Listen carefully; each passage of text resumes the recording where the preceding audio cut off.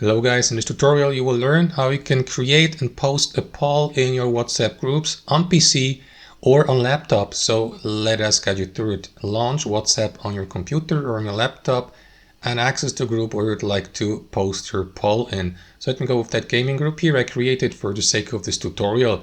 So guys, instead of sending your message, click into this button here, attach, and or into the paperclip icon, and from there select poll. And now create your poll. Enter your question, like for example, best gaming hours or something like that.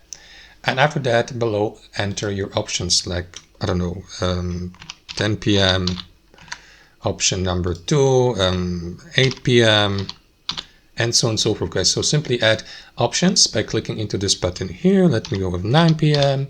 and so on and so forth. You can also allow multiple answers, guys. With that option enabled, your poll participants will be given the opportunity to answer to as many options as they like. And once that's done, guys, simply click into that button here to send your poll. And there you go. Now let me participate in it. Let me vote for this and for this option. And that's it. If you'd like to see the results, simply click into view votes here.